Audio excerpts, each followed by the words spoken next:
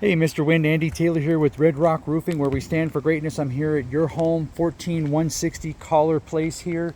I think this is the Broadlands neighborhood here in Broomfield, Colorado. I'm going to do a quick inspection video for the roof. So the first thing that I want to point out is going to be your lack of drip edge flashing. Drip edge flashing is a 2x2 inch L-shaped flange that goes over all of the rakes of the homes now. Now you do have gutter skirting behind all of the gutters, so that's always a good thing to see. But drip edge is very purposeful in making sure and keeping water that's dripping off of the shingles away from dripping down the fascia.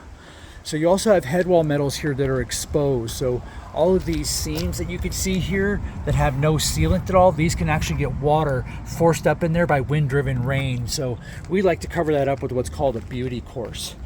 The shingle itself is very crispy underfoot, so I think you kind of knew that you're right there at needing a new roof on this, and it's definitely very, very crispy and older as is. So your ridge shingles, some of these, they're kind of peeled back and the wind has ripped them off of there as well.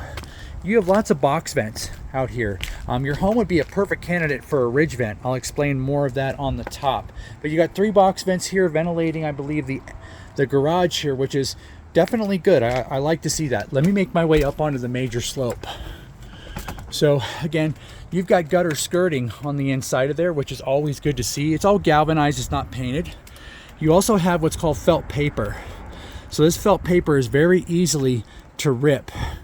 You do have a membrane of some sort in the valleys here, which is much better than valley metals, in my opinion. All right, so getting up onto the major slope here, there are a few shingles that are definitely ripped. I don't know if that started with mechanical damage, some sort of tool that might have damaged that.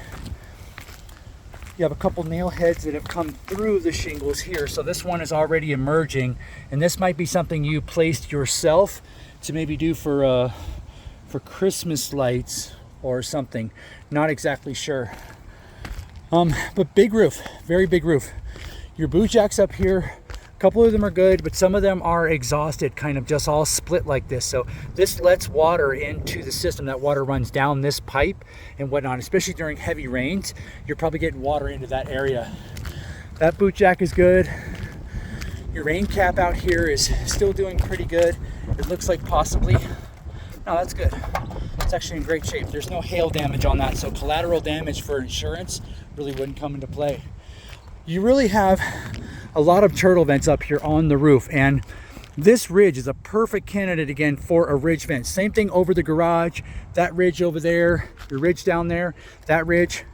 A ridge vent would create a convection in your attic space, really helping out. You'd be pulling air in from the lower soffits, exiting air out with the suction with the ridge vent. This convection will really cool the upstairs bedrooms down, save money on AC bills, especially in the summer. So you have a lot of nail heads up here that are exposed. They just don't have any more sealant on them, and those need to be covered by a weatherized epoxy. Really, I mean, the roof has definitely seen its best days. It's got quite a bit of age. Any of the wear and tear of it's on all the edge of these, and some of these spots are losing 20% of its granules down at the very bottom of it. Same thing here, same thing here. And then this is a little bit less, about an inch down here where you're losing granules, and then on these spots as well. So is this roof absolutely shot? No, it'll keep shedding water for a few more years and whatnot. A few extra things to kind of bring this thing up to speed. The south facing slope is always going to be the worst, right? Where you can see all this granule loss that is here on these shingles. So the south facing is always going to be the worst.